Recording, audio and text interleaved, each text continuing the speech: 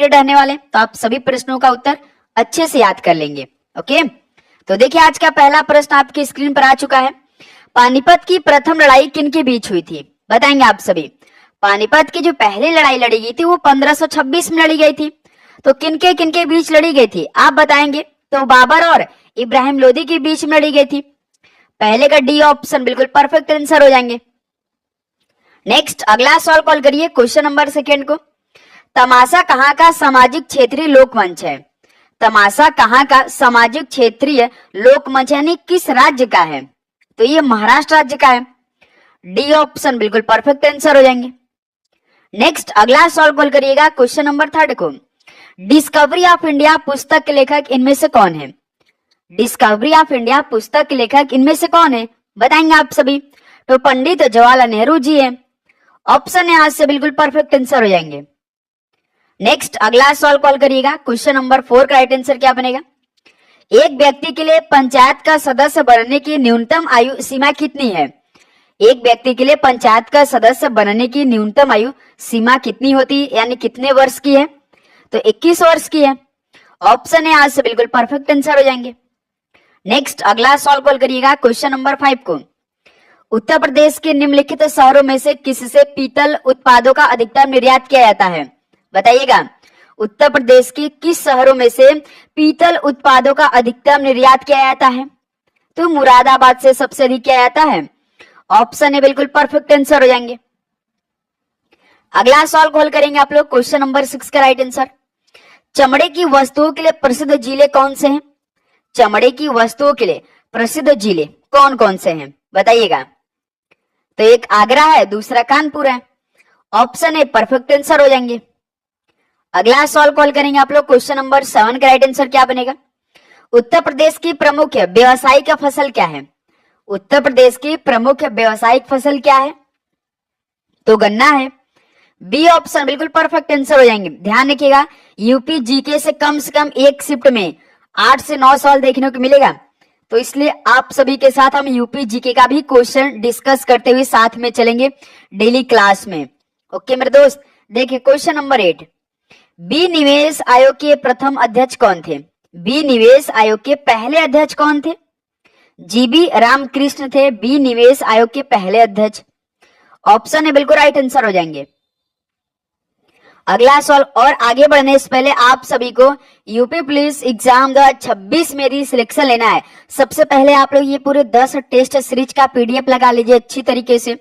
इसमें आप सभी को पूरे 1500 नए क्वेश्चन मिलने वाले हैं। इसके अलावा हम आप सभी को संपूर्ण GK, UP GK, Hindi, math, reasoning plus current affair के क्वेश्चन देंगे। यही आपके सिलेक्शन वाले सवाल होने वाले, यही आप सभी का सिलेक्शन वाले जड़ी बूटी वाले सवाल होने वाले। तो मेरे दोस्त आपको मिलेगा कैसे? ये आपको नीचे नंबर दिखाई दे रहा है, इस पे आप सभी को मैसेज करना है। जैसे ही आप व्हाट्सएप मैसेज करेंगे टीम आपसे तुरंत बात करेगी, 1 मिनट में आपको ये सारा क्वेश्चन प्रोवाइड करेगी। लेकिन आप सभी को इसके लिए 50 रुपीज पे करना पड़ेगा। ध्यान रखिएगा ये ऑफर चला है मेरे दोस्त, 50 रुपीज में ये सारा क्वेश्चन आपके पास होगा। यदि आप यूपी होमगार्ड एग्जाम 2026 की तैयारी करें तो हम आप सभी को जीके कंप्लीट प्रोवाइड करेंगे। ओके, तो मात्र 50 रुपीज में आप यूपी पुलिस एग्जाम 2026 की भी तैयारी कर सकते हैं भाई। इस पीडीएफ से यूपी होमगार्ड एग्जाम 2026 की भी तैयारी कर सकते हैं। तो इस नंबर में मैसेज करके ये आप पूरा क्वेश्चन आप अपने पास मंगाइए और अच्छी तरीके से अपनी तैयारी को और भी मजबूती दीजिए। देखिए क्वेश्चन नंबर 9। निम्नलिखित में से किस कार्य का श्रेय लॉर्ड डलहौजी को नहीं दिया जाता है? इनमें से किस कार्य का श्रेय लॉर्ड डलहौजी को नहीं दिया जाता है? तो मैसूर का विलय। इस सवाल पे थोड़ा सा संशय है, थोड़ा सा मिस्टेक है, लेकिन आप ध्यान रखिएगा जो श्रेय लॉर्ड डलहौजी को नहीं दिया जाता यानी किस काम के लिए? तो मैसूर का विलय के लिए। इसको आप ध्यान रखिएगा, ठीक है। सी ऑप्शन परफेक्ट आंसर हो जाएंगे। नेक्स्ट अगला सवाल कॉल करिएगा क्वेश्चन नंबर 10 को। इनमें से कौन पृथ्वी के आकार की तुलना में छोटे ग्रह हैं? कौन पृथ्वी के आकार की तुलना में छोटे ग्रह हैं? एक तो शुक्र है, दूसरा मंगल है। सी ऑप्शन राइट आंसर हो जाएंगे। अगला सवाल कॉल करिएगा क्वेश्चन नंबर 11 को। निम्नलिखित में से किस भारतीय राज्य की समुद्र तटीय सीमा सबसे छोटी है? किस भारतीय राज्य की समुद्र तटीय सीमा सबसे छोटी है? तो गोवा राज्य की है। ऑप्शन ए परफेक्ट आंसर हो जाएंगे। अगला सवाल कॉल करिएगा क्वेश्चन नंबर 12 को। किशन गंगा परियोजना भारत तथा और किस देश के बीच का ये विवाद का मुख्य कारण है? किशन गंगा परियोजना भारत तथा और किस देश के बीच विवाद का मुख्य कारण है? तो भारत तथा पाकिस्तान के बीच का ये मुख्य कारण है किशन गंगा जो परियोजना है। ऑप्शन सी परफेक्ट आंसर हो जाएंगे। नेक्स्ट अगला सवाल कॉल करिएगा क्वेश्चन नंबर 13 को। डैश संसद के सदस्यों के लिए औपचारिक रूप से निर्धारित उपकरण कौन सा नहीं है? संसद के सदस्यों के लिए औपचारिक रूप से निर्धारित उपकरण इनमें से कौन सा नहीं है? तो शून्यकाल। ऑप्शन ए परफेक्ट आंसर हो जाएंगे। अगला सवाल कॉल करिएगा क्वेश्चन नंबर 14 को। वर्ष 2011 की जनगणना के अनुसार 6 धार्मिक अल्पसंख्यक समुदाय भारत की जनसंख्या के लगभग कितने प्रतिशत का गठन करते हैं? वर्ष 2011 की जनगणना के अनुसार 6 धार्मिक अल्पसंख्यक समुदाय भारत की जनसंख्या के लगभग कितने प्रतिशत का गठन करते हैं? तो पूरे 19.50% का गठन करते हैं। डी ऑप्शन बिल्कुल राइट आंसर हो जाएंगे। अगला सवाल कॉल करिएगा क्वेश्चन नंबर 15 को। काराकोरम की दक्षिणी सीमा किस भारतीय नदी से बनी हुई है? काराकोरम की दक्षिणी सीमा किस भारतीय नदी से बनी हुई है? तो भाई गिलगित नदी से बनी हुई है। डी ऑप्शन राइट आंसर हो जाएंगे। ओके, आप सभी का टेस्ट चल रहा है मेरे दोस्तों, आप सभी को खुद से सभी प्रश्नों का उत्तर करना है। ओके, निम्नलिखित में से किस राज्य में सबरीमाला श्री धर्म संस्था मंदिर स्थित है? किस राज्य में सबरीमाला श्री धर्म संस्था मंदिर स्थित है? तो केरल राज्य में स्थित है। डी ऑप्शन राइट आंसर हो जाएंगे। अगला सवाल कॉल करिएगा क्वेश्चन नंबर 17 को।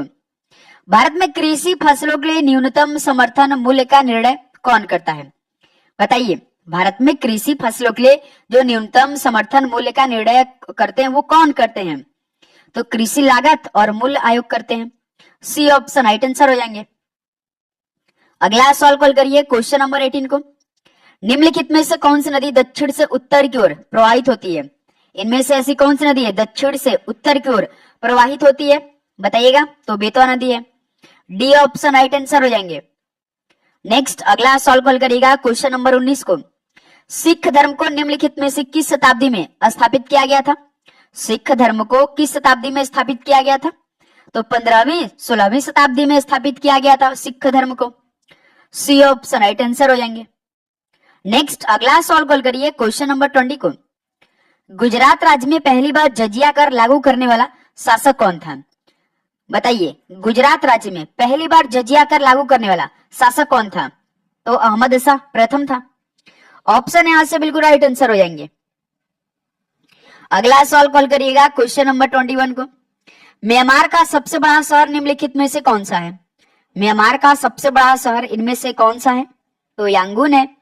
ऑप्शन है यहां से आपका बिल्कुल परफेक्ट आंसर हो जाएंगे। और साथ ही यदि आप चैनल पे नए हैं तो चैनल को सब्सक्राइब करने के बाद नोटिफिकेशन को ऑन कर लेंगे, क्योंकि लगातार आपकी क्लासेस स्टार्ट हो चुकी है और ये क्लास आपकी एग्जाम तक चलने वाली है। तो इसलिए मेरे दोस्त आपके पास पहला नोटिफिकेशन पहुंचे, इसलिए आप चैनल को सब्सक्राइब करने के बाद मेन आपका नोटिफिकेशन ऑन रहे। ओके, असम में काटी बिहू पर्व को किसके पेड़ या पौधे के सामने दीप जलाकर मनाया जाता है? असम में जो काटी बिहू पर्व मनाया जाता है वो किस पेड़ या पौधे के सामने दीप जलाकर मनाया जाता है? तो तुलसी के पेड़ या पौधे के सामने दीप जलाकर मनाया जाता है। बी ऑप्शन बिल्कुल राइट आंसर हो जाएंगे। अगला सवाल कॉल करिएगा क्वेश्चन नंबर 23। प्रकाश संश्लेषण के विलय उत्पादों का वहन क्या कहलाता है? प्रकाश संश्लेषण के विलय उत्पादों का वहन क्या कहलाता है? तो स्थानांतरित कहलाता है। बी ऑप्शन बिल्कुल परफेक्ट आंसर हो जाएंगे। नेक्स्ट अगला सवाल कॉल करिए क्वेश्चन नंबर 24। कोशिका का कौन सा गुण कुछ पदार्थों के भीतर तथा बाहर आने जाने की अनुमति देता है? कोशिका का कौन सा गुण कुछ पदार्थों के भीतर तथा बाहर आने जाने की अनुमति देता है? तो प्लाज्मा झिल्ली देता है। डी ऑप्शन बिल्कुल राइट आंसर हो जाएंगे। जैसा कि आप जानते हैं कि आपके पेपर में एक शिफ्ट में जीके के पूरे 38 सवाल आने वाले, यानी 76 नंबर के केवल जीके सवाल आ रहे हैं। आप सभी को याद रखिएगा, यदि आपका टारगेट कोई भी एग्जाम होता है तो 4 सब्जेक्ट जो होता है ना, उसमें से आप सभी को 3 सब्जेक्ट ऐसा बनाना है ना कि आपको उस सब्जेक्ट से कोई भी प्रश्न आप सभी से गलती ना हो। जैसे यूपी पुलिस के पेपर में 38 प्रश्न जीके आने वाले हैं, 37 प्रश्न हिंदी के आने वाले, 20 प्रश्न मैथ के इसमें बहुत आसान सवाल आते हैं। थोड़े से आपको कैलकुलेटिव सवाल मिलेंगे, लेकिन थोड़ा सा आपको प्रैक्टिस करने की जरूरत है। अभी भी हमारे पास 2.5 महीने के समय आप लगातार प्रैक्टिस करती है मैथ का। रीजनिंग में आप आराम से 55 का मान के चलिए भाई 52 से 53 सवाल सही कर सकते हैं, डेली प्रैक्टिस करते हैं। आप रीजनिंग जानते हैं कि बस भाई यदि आप पकड़ लिए सवाल को तो आराम से सॉल्व कर जाएंगे। तो इसमें से आपको 3 सब्जेक्ट मौजूद बनाना है। एक तो देखिए जीके और ये हिंदी, मैथ है रीजनिंग में से 3 सब्जेक्ट अच्छी तरीके से मौजूद बनाना है। मान के चलिए कि रीजनिंग मैथ में से कोई सब्जेक्ट आपकी अच्छी नहीं होगी, लेकिन कई स्टूडेंट का होता है, तो इसमें कुछ तो क्वेश्चन आप सही कर सकते हैं भाई। इसलिए मेरे दोस्त 3 सब्जेक्ट ऐसा आपका होना चाहिए कि उस सब्जेक्ट से एक भी क्वेश्चन आपका गलत ना हो पेपर में, ठीक है। यूनेस्को का मुख्यालय कहां पर स्थित है? तो पेरिस में स्थित है। ऑप्शन ए परफेक्ट आंसर हो जाएंगे। अगला सवाल कॉल करिएगा क्वेश्चन नंबर 26 को। भारत का चावल भंडार किस राज्य को कहते हैं? भारत का चावल भंडार किस राज्य को कहते हैं? तो आंध्र प्रदेश को। डी ऑप्शन राइट आंसर हो जाएंगे। अगला सवाल कॉल करिए क्वेश्चन नंबर 27 को। कौन से बौद्ध स्थल में पत्थर से तरासे शिल्प नहीं है? कौन से बौद्ध स्थल में पत्थर से तरासे शिल्प नहीं है? तो याद रखिएगा नागार्जुना कुंडा, ये भाई पत्थर से तरासे शिल्प नहीं है। डी ऑप्शन बिल्कुल राइट आंसर हो जाएंगे। नेक्स्ट अगला सवाल कॉल करिएगा क्वेश्चन नंबर 28 को। अर्थव्यवस्था में असली मुद्रा मूलधन के कारण बढ़ जाती है, बताइए किसके लिए? अर्थव्यवस्था में जो असली मुद्रा होती है वो मूलधन के कारण बढ़ जाती है क्योंकि ब्याज दरों में कमी होती है। बी ऑप्शन बिल्कुल राइट आंसर हो जाएंगे। नेक्स्ट अगला सवाल कॉल करिए क्वेश्चन नंबर 29। हीराकुंड का संबंध किससे यानी किस नदी से? हीराकुंड का संबंध तो महानदी से है। सी ऑप्शन राइट आंसर हो जाएंगे। अगला सवाल कॉल करिए क्वेश्चन नंबर 30। गाजर और आम इनका विपुल स्रोत है, तो गाजर और आम किस विटामिन का स्रोत होता है मेरे दोस्त? तो विटामिन ए का है।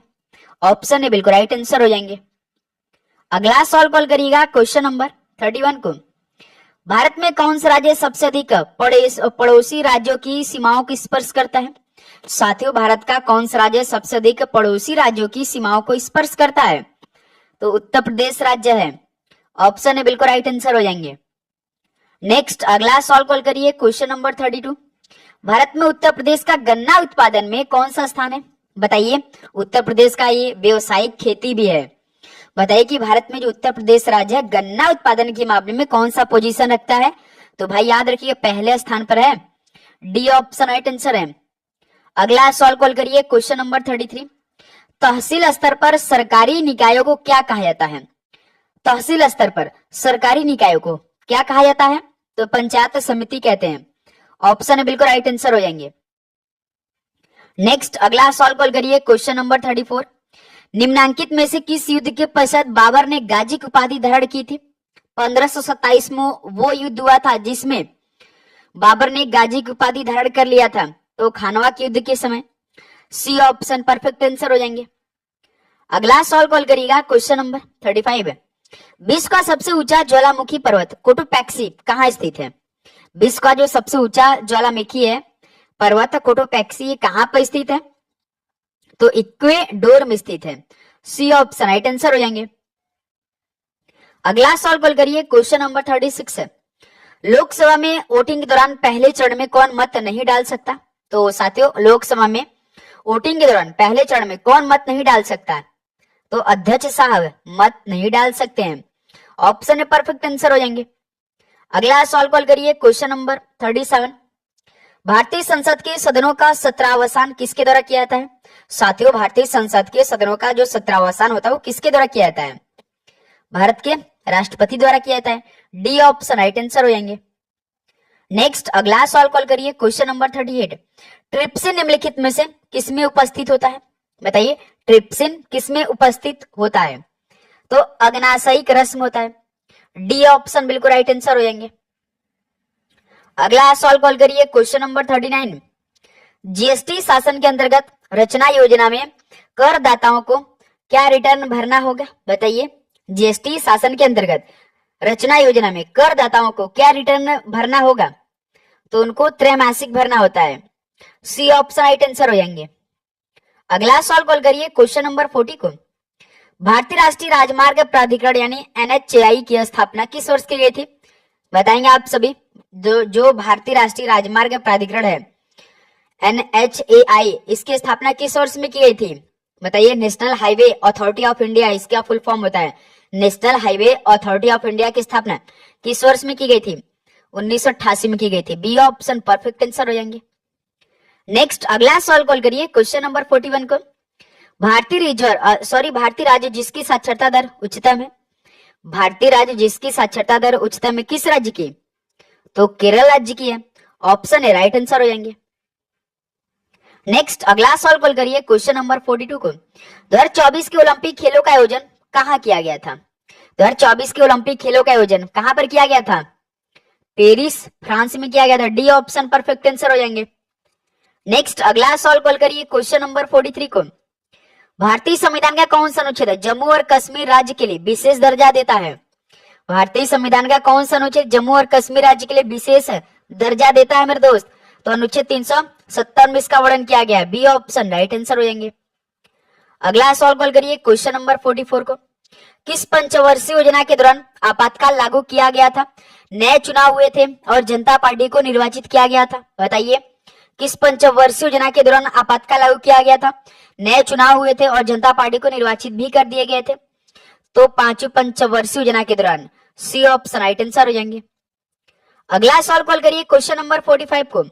डैश आंदोलन को अगस्त क्रांति के रूप में भी जाना जाता है, तो किस आंदोलन को अगस्त क्रांति के रूप में भी जाना जाता है? तो भारत छोड़ो आंदोलन को। भारत छोड़ो आंदोलन कब हुआ था? इंडिया क्विट मूवमेंट 1942 में हुआ था। तो इस सवाल का डी ऑप्शन परफेक्ट ऑप्शन है।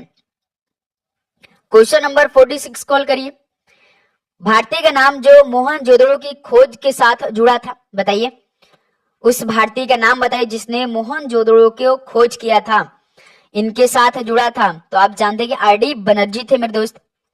ऑप्शन है बिल्कुल परफेक्ट आंसर हो जाएंगे। दयाराम साहनी तो है ही नहीं मेरे दोस्त, इसमें ध्यान रखिएगा। क्वेश्चन नंबर 47, हड़प्पा को किसने खोज किया था? इनमें से किस भारतीय राज्य का क्षेत्रफल न्यूनतम है? किस भारतीय राज्य का क्षेत्रफल न्यूनतम यानी मिनिमम है? तो उत्तर प्रदेश का है, याद रखिएगा। ऑप्शन है परफेक्ट आंसर हो जाएंगे। अगला सवाल कॉल करिएगा, क्वेश्चन नंबर 48 को। निम्नलिखित में से कौन सा असम के लोगों का पर्व नृत्य है? असम के लोगों का पर्व है और नृत्य भी है, तो बिहू है। सी ऑप्शन परफेक्ट आंसर हो जाएंगे। जैसे गरबा गुजरात का, भांगड़ा पंजाब का, कथक उत्तर प्रदेश का।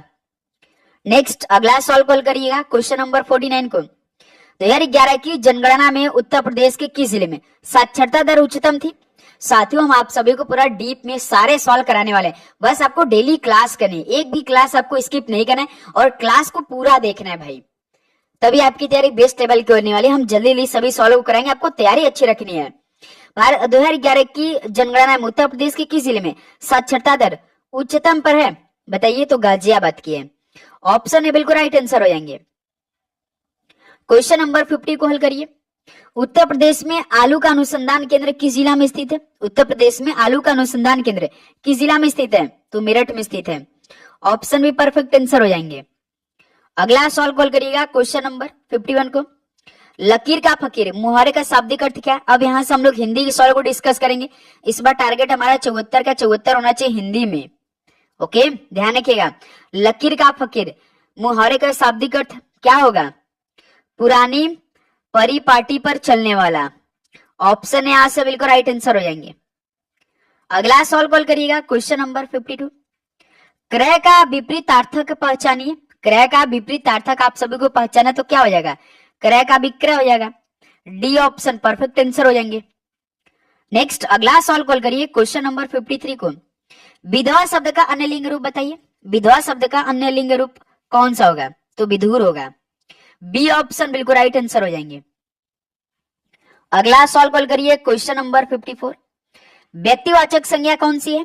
व्यक्तिवाचक संज्ञा इनमें से कौन सी है? तो गंगा एक व्यक्तिवाचक संज्ञा है। सी ऑप्शन राइट आंसर हो जाएंगे। नेक्स्ट अगला सवाल कॉल करिए, क्वेश्चन नंबर 55 को। निम्नलिखित विकल्पों में से दाता शब्द का स्त्रीलिंग शब्द चुनिए। इन विकल्पों में से दाता शब्द का स्त्रीलिंग शब्द आप सभी को बताना है, तो कौन सा भाई? दात्री है। सी ऑप्शन राइट आंसर हो जाएंगे। अगला सवाल कॉल करिएगा, क्वेश्चन नंबर 56 को। क्रिया विशेषण के कितने भेद होते हैं? तो साथियों, क्रिया विशेषण के कितने भेद होते हैं? तो पूरे 5 भेद। अच्छी तरीके से सभी भाई डिटेल में हमने आपको बताया है। ओके, आप सभी को डेली क्लास करना है क्योंकि एक एक क्लास में डिटेल के साथ भी चलता है क्लास। अपनी खिचड़ी अलग पकाना, इसका अर्थ बताइए। अपनी खिचड़ी अलग पकाना, इसका अर्थ क्या होगा? यानी सबसे अलग रहना। ऑप्शन है परफेक्ट आंसर हो जाएंगे। नेक्स्ट अगला सॉल्व कॉल करिए क्वेश्चन नंबर 58 को। शांत रस का स्थायी भाव क्या है? शांत रस का स्थायी भाव क्या होता है? निर्वेद है। सी ऑप्शन राइट आंसर हो जाएंगे। अगला सॉल्व कॉल करिएगा क्वेश्चन नंबर 59 को। पापी मनुष्य भी आज मुख से राम नाम निकालते हैं, इस काव्य पंक्ति में अलंकार कौन सा है? पापी मनुष्य भी आज मुख से राम नाम निकालते हैं, तो इस काव्य पंक्ति में अलंकार कौन सा है? तो विरोधाभास इसमें है। सी ऑप्शन राइट आंसर हो जाएंगे। अगला सॉल्व कॉल करिएगा क्वेश्चन नंबर 60 को। कोई भी छंद किसमें विभक्त रहता है? कोई भी छंद किसमें विभक्त रहता है? तो भाई चरणों में। ऑप्शन है बिल्कुल राइट आंसर हो जाएंगे। अगला सॉल्व कॉल करिएगा क्वेश्चन नंबर 61 को। निम्न में से कौन सी रचना निराला जी की नहीं है?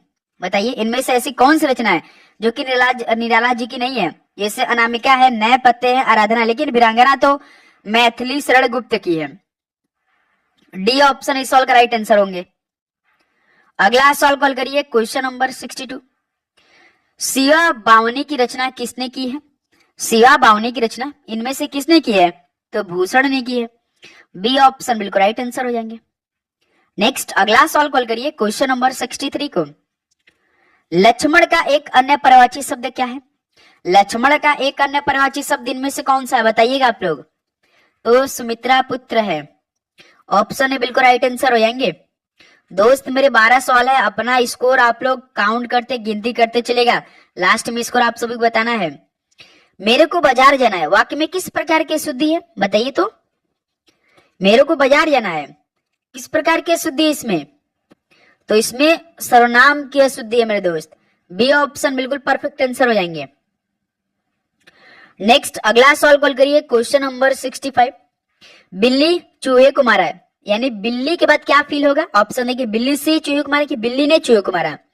बिल्कुल बी ऑप्शन परफेक्ट हो जाएगा भाई। ठीक, चलिए अगला सॉल्व कॉल करिए क्वेश्चन नंबर 66। आधा तीतर आधा बटेर होना, इसका अर्थ बताइए। आधा तीतर आधा बटेर होना, इसका अर्थ क्या होगा? तो इसका अर्थ बेमेल तथा बेढंगा होना।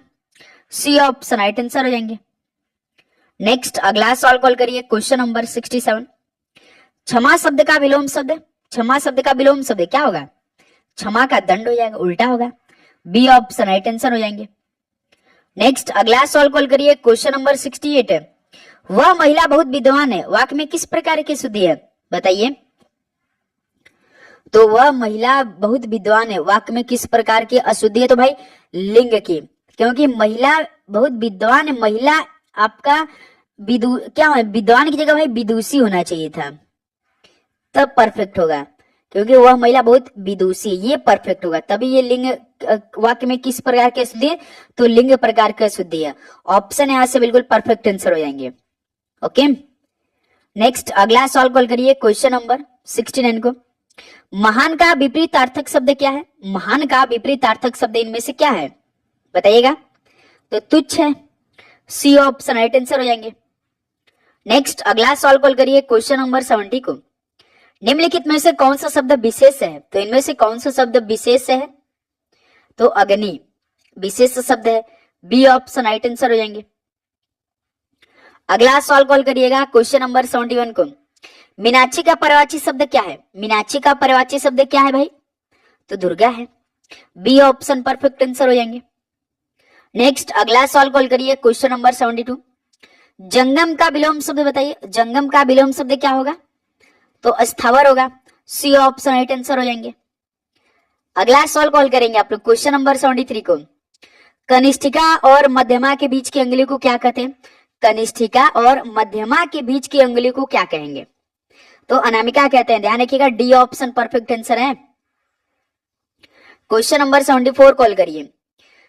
जिसकी कोई कीमत ना हो सके वाक्यांश के लिए एक शब्द क्या होगा? जिसकी कोई कीमत ना हो सके वाक्यांश के लिए एक शब्द क्या है? तो अमूल्य हो जाएगा। बी ऑप्शन परफेक्ट आंसर हो जाएंगे। नेक्स्ट और लास्ट सवाल आज के इस क्लास का हल करते हैं। बी रस का स्थायी भाव क्या होता है? बी रस का स्थायी भाव क्या होता है? उत्साह होता है। बी ऑप्शन परफेक्ट आंसर हो जाएंगे। तो दोस्त मेरे ये 75 क्वेश्चन कंप्लीट हो गया। तो बताइए आप सभी का आज के सेशन से कितना स्कोर बना? सभी दोस्त ईमानदारी के साथ बताएंगे। तो साथियों उम्मीद करूंगा आपको हर एक प्रश्न अच्छी तरीके से समझ में आएगा। यदि आपको किसी भी प्रश्न पे डाउट है तो कमेंट सेक्शन में जरूर बता दीजिए आप लोग। डाउट लेकर आपको नहीं चलना है मेरे दोस्त। डेली क्लास आएगी, प्रॉपर तरीके से आएगी। आप सभी को अपना टारगेट को पूरा करना है। ओके दोस्त मेरे, तो आप चैनल को जरूर सब्सक्राइब करेगा, नोटिफिकेशन को ऑन करिए। यदि आप अभी क्लास नहीं कर रहे अच्छे से तो डेली क्लास करना स्टार्ट कर दीजिए मेरे दोस्त। समय बिल्कुल भी नहीं है हमारे पास। ओके, मार्च का महीना भी समाप्त होने वाला है, 10 दिन बाद समाप्त हो जाएगा। तो चलिए इस क्लास को यहीं पे समाप्त करते हैं। और आज 2 क्लास आएगी, एक जीके का अलग से टेस्ट होगा 38 प्रश्न का, और हिंदी का 37 प्रश्न का अलग से टेस्ट होगा। तैयार रहिएगा, ठीक है, दोनों क्लास करने के लिए। तो इसलिए चैनल को सब्सक्राइब करने के बाद नोटिफिकेशन को ऑन रखिए। क्लास अपलोड होगी तो पहला नोटिफिकेशन आप सभी पास पहुंचेगी। तो मिलते हैं एक और नए क्लास के साथ। आप सभी को जय हिंद, जय भारत। आप सभी को एग्जाम के लिए best of luck, all the best. धन्यवाद।